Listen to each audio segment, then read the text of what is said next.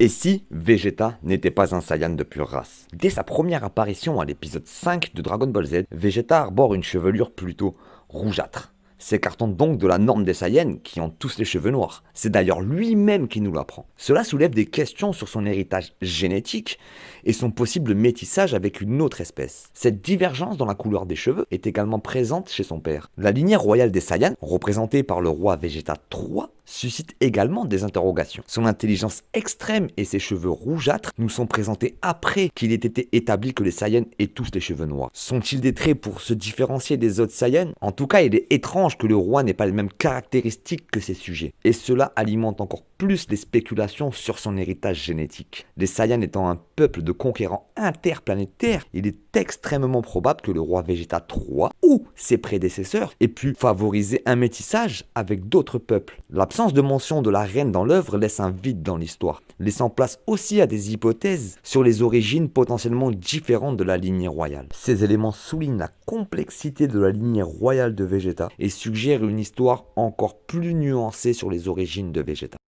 L'évolution du prince.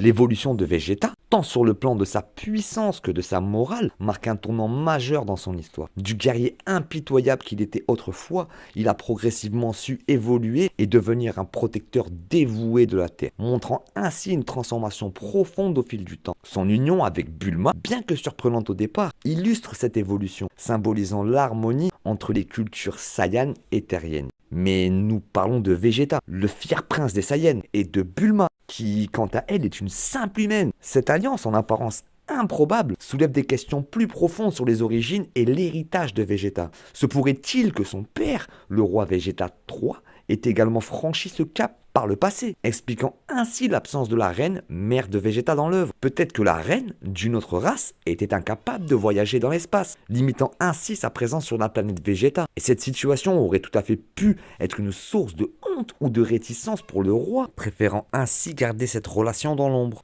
Nous pouvons aussi imaginer que la lignée royale soit de sang métis, leur permettant ainsi de se démarquer des autres Saiyans, ce qui expliquerait leur intelligence ainsi que leur puissance supérieure, puisqu'il a été démontré après dans Dragon Ball Z que les Saiyans métis ont des ressources immenses. L'histoire de Vegeta et de son union avec Bulma a par la suite entraîné la naissance de Trunks. Trunks, aux cheveux violets, mélange parfait entre les cheveux rouges de la lignée royale et les cheveux bleus de Bulma.